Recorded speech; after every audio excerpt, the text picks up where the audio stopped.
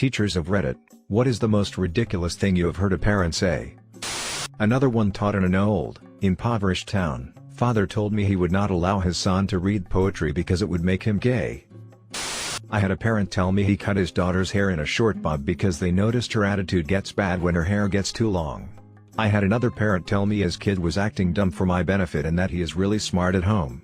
They still refused to get him any tutoring. When talking to a parent regarding behavioral issues, the parent said from 8-2, "He's your problem, not mine." Every single adult should know where every single child is on campus at all times. The mom said, yelling at me. I had been giving her son extra help after school, along with some other students. We were 6 weeks in and mom hadn't come to back to school night or made any attempt to speak to or contact me. She came to pick up her son and had no idea where to go because she hadn't been to our school before or read the after-school group flyer. Instead, she yelled at some other teachers who were waiting out in the front of the school with some of their own after-school students to be picked up. They had no idea who she was or who her child was.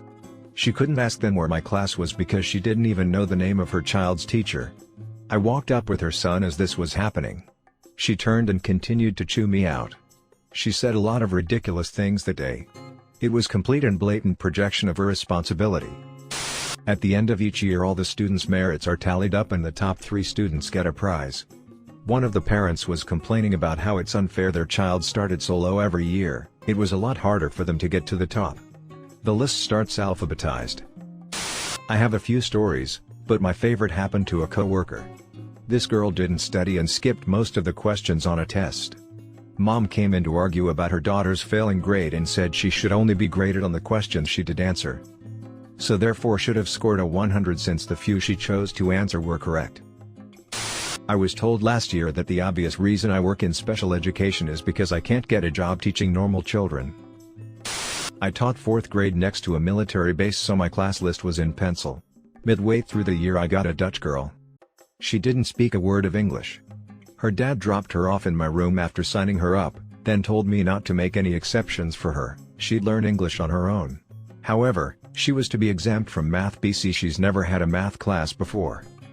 The man was an engineer with the army. I taught her math. She appeared to have very limited exposure to it. By the last semester she was on honor roll, including math. Intellectual property is a real gray area in regard to blatant plagiarism. I was in an IUP meeting. When the counselor asked the student what his post-high school's plans were, he proudly stated that he was interested in studying animal science. His mother angrily swung her head at him and said, "Animal science? Oh hell no, what about our plans for the NFL?" The student got embarrassed and said, "Well, I need a backup plan, Mom." And she said, "Not when you're as great of a player as you." The student was mediocre at best at football. For the taxes we pay, we expect our teachers to get our kids into any college we want. Not as bad as some, but when I was student teaching, a parent emailed saying to give his child a C. No reason. Just, give her a C. She was getting an F and I couldn't believe the insanity of just saying what boiled down to C. Now. Yes, my child is misbehaving, throwing chairs, hitting other kids, etc. But you took his paper airplane in 2nd grade and scrunched it up, so this is really your own doing. I think the best thing to do is for you to help him make a new paper airplane and apologize. Then I'm sure he'll behave. The kid was in 6th grade at this point. Spanish class, parent asked me to exempt her kid from speaking anything in Spanish. Said it made her daughter uncomfortable to say anything in Spanish. Had an Asian kid that was acing everything, straight A's. I told his mother that I think he is a little bored. She puffed up and said I will go home and speak to him about that at once. After Thanksgiving, but before Christmas, one mom said, "If you don't let my daughter sing Oh Holy Night for the Christmas show, I'll withdraw her and my son from this school. And you'll never again have such talent." Truth is, her daughter couldn't sing on pitch, no matter what, and didn't even try, because she had zero interest in it. I used to be a preschool teacher, ages 4 and 5, and we did evaluations every few months. One 4-year-old girl, sweet as could be, could only count to the number 4. She struggled with other things, but the counting was by far the worst. Her parents come into the evaluation and are delighted that their daughter could count to 4. We had to gently explain to them that she was well behind the other kids. Even the actually challenged kids surpassed her. She was obviously bright, so we asked them what they worked on with her at home. Nothing. They did nothing with her. They assumed that she wouldn't start learning till teachers taught her. To their benefit, they did start working with her at home, and by the beginning of the next year she was ready to move up. I've never been so proud and disappointed at the same time in a set of parents. This might not really count, but when I was a swim instructor, this parent was complaining about how her son wasn't improving in the swim lessons. It was true that sometimes I had trouble motivating him, but I felt he was doing well. Apparently she also complained that I wasn't the only one teaching his lessons and that I got several substitutes. That was not true. I taught all of the lessons. So in the next lesson, I thought the kid was doing well again and improving. I even got him to swim short distances without assistance. He was 5 years old and he couldn't touch the bottom. The mother didn't seem to think so. She said something like, "He can't just keep going back and forth and kicking the whole time." You do realize that's how people swim, right? They sadly didn't come back. My aunt's a teacher, and I remember her telling me about one strange parent encounter a year or so ago. She taught maybe the 6th or 7th grade. There was this one kid in her class severely underperforming, and even after numerous confrontations with him, he never worked in class or got his grades back up. My aunt had to call his mother down to the school, and sat down and tried to talk to her about it. She mentioned that she felt that he had the capacity to perform much better, but he didn't.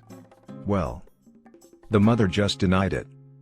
To be clear, she wasn't crazy or anything, just in absolute denial. My aunt showed her his grades, but she ripped the paper apart and told her that it's not true. She said, "I don't know what you're talking about, my son is perfect," and stormed out of the school. At parents' evening. "Don't worry about my daughter, she's thick. She only needs to cook and clean. How is my son doing? How dare you tell my child that there were people before God existed?" We were studying ancient Egypt and I mentioned that the priests they were reading about had similar roles to their priests and pastors. They just weren't Christian. Since Jesus hasn't been born and Christianity hadn't started yet. I reminded the parents that there were parts of the Bible that took place before Jesus' birth. In Egypt. Parents' evening last year. Year 10, so 14-15 years old. Told a woman that her son was doing really well in English and was very bright. She actually scoffed and said, "Really? The boy was sat there too." I asked what he was thinking of doing when he left school and he said he wanted to go to college to do A-levels. Kids at this school had ridiculously low aspirations, so this was music to my ears. His mother interjected and said, No, you're doing an apprenticeship, you're gonna be a plasterer like your dad." Now I have no problem with kids taking the vocational path as opposed to the academic. But this kid had a chance. And he wanted to take it. But his own mom made him feel that there was no point. So sad. I was a 22-year-old female Asian middle school teacher in a district that was 99% black. You couldn't find another person who looked quite like me in a 20-mile radius. Had a parent tell me that I couldn't possibly be a good influence on her child. After all, I do skanky things like nails and hair during my off hours. The community's impression of Asian women were that we all worked at nail salons. The extremely skewed Asian stereotypes, however, worked in my favor for classroom management when my kids were convinced I knew martial arts. Anytime I put on my teacher face when the students were misbehaving, one of the kids would exclaim, "Oh shit, Miss is about to kung fu your ass." I never had too much problems with the kids that year. It's not your job to teach my son lessons. I kid you not. This finally inspired me to make an account.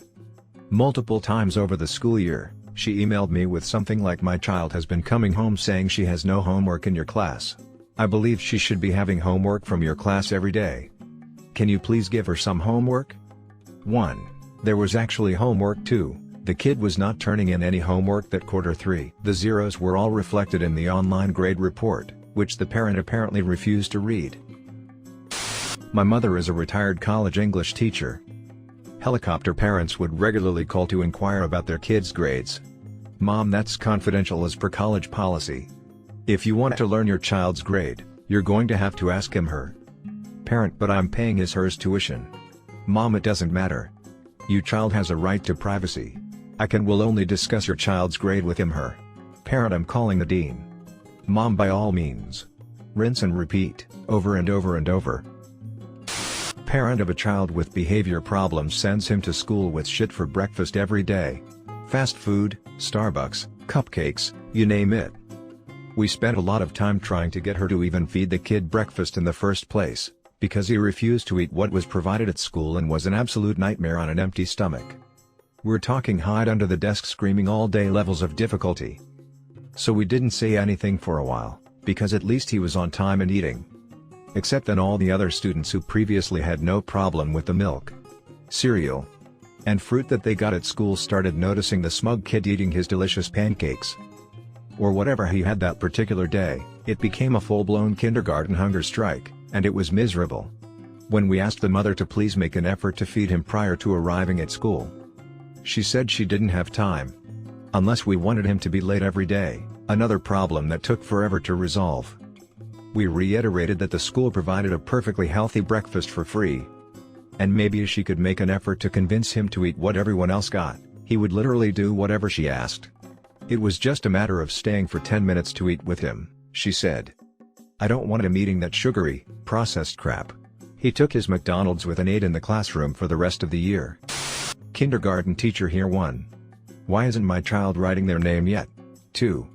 I don't want my child wearing sunscreen, we live in far north Queensland. 3. I took my child to the GP. He doesn't need a specialist. My child is free range. I will not vaccinate. My wife is an elementary school teacher and suspected that one of her students may be autistic. The kid wouldn't communicate well at all, had issues with using the bathroom, and showed other classic signs of autism. My wife had a conference with the mother and explained that she would like him to be evaluated, but the mother refused and said that if her son did have autism, my wife was the one who caused it. I'm not a teacher, but I coach my kids' youth sports teams.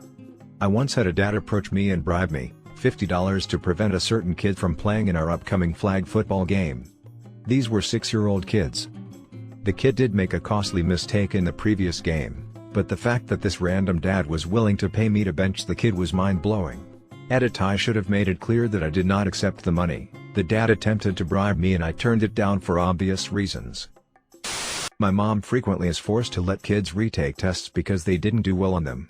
Not because the kids have any sort of problem, but because the parents bitch and complain that their genius somehow got a failing grade on a test, so the school just gives in and lets the kid redo it. 3rd graders' parents come in with a notarized list of demands.